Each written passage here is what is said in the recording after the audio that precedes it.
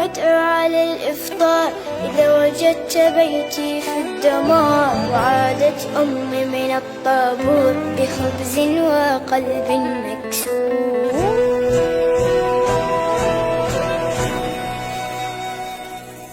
وأذنت مساجد ورنت الكنائس. جيران في الله أبواب بلا حارس. ووصلت مراكب الموت إلى أرض الأحلام دون أن يصبح الأطفال قضية رأي عام. سيد الرئيس أنا لا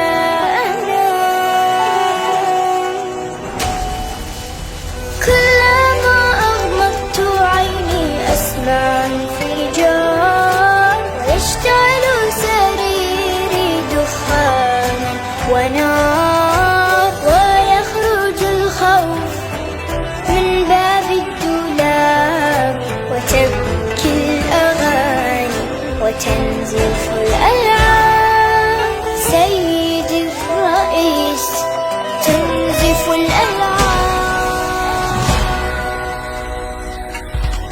سيد الرئيس نحن الهاربون.